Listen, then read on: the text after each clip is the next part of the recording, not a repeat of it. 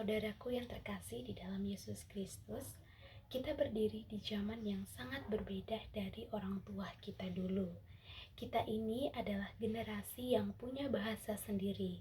Nah, bahasa ini itu bukan hanya sekedar kata-kata, tapi ini tuh merupakan cerminan dari kehidupan dan perasaan kita sehari-hari.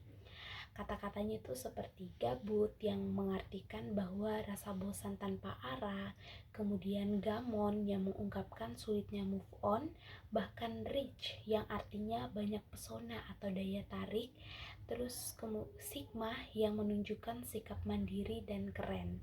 Nah, semua kata-kata ini itu bukan cuma keren-kerenan teman-teman, tapi sebenarnya adalah bahasa kita.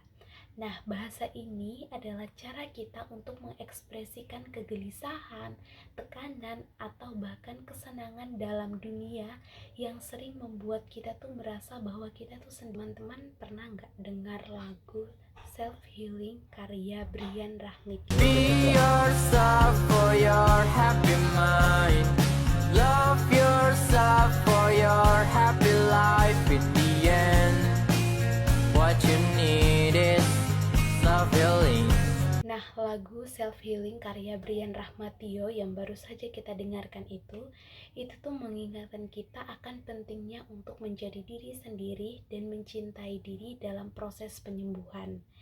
Ia mengajak kita untuk sadar bahwa yang kita butuhkan pada akhirnya adalah penyembuhan dari luka-luka hati agar kita itu bisa kembali merasa bahagia dan damai. Nah, dari liriknya yang berkata, be yourself for your happy mind, kemudian love yourself for your happy life. In the end, what you need is self-healing. Nah, melalui kalimat ini itu tidak hanya sekedar menguatkan, tapi juga menyemangati kita untuk berani jujur tentang pergumulan kita, untuk menerima dan merawat luka tersebut dengan kasih, dengan baik dari diri sendiri maupun dari Tuhan. Karena sebagaimana dikatakan dalam satu bagian lagunya, what you need is happiness. Tapi kebahagiaan itu hanya bisa kita raih jika kita pertama-tama menyembuhkan luka batin kita dan belajar untuk mencintai diri sendiri. Dalam konteks itu, ada sebuah kalimat yang sangat mencerahkan dan mengajak kita untuk berani jujur dan terbuka tentang luka yang kita rasakan. Nah, kalimat ini tuh tidak hanya sekedar untuk menguatkan, tetapi juga mengingatkan bahwa berbagi cerita dan berdialog itu tuh merupakan bagian penting dari masa penyembuhan.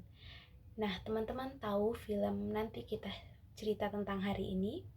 Nah, di dalam film tersebut ada sebuah dialog yang mengatakan bahwa kita pernah terluka, tapi bukan berarti kita harus terserah.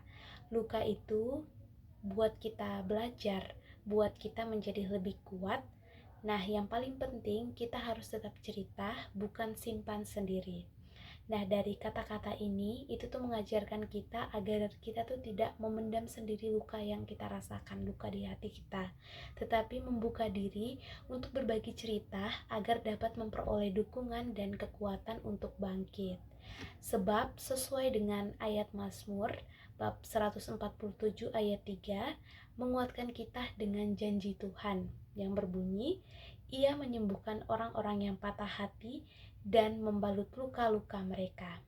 Nah, Tuhan tuh tidak pernah meninggalkan mereka yang remuk jiwanya. Ia menyertai dan memberi penghiburan.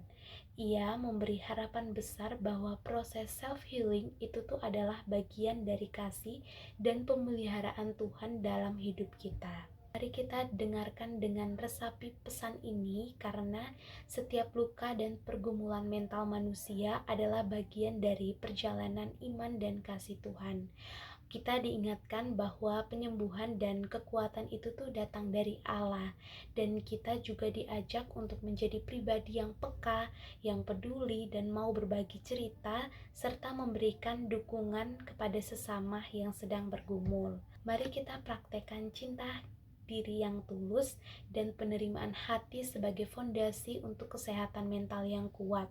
Biarkan lagu, film, serta janji ilahi yang sudah tadi kita dengarkan itu tuh menjadi pengingat dan kekuatan dalam perjalananmu untuk menjadi pribadi yang bahagia dan utuh.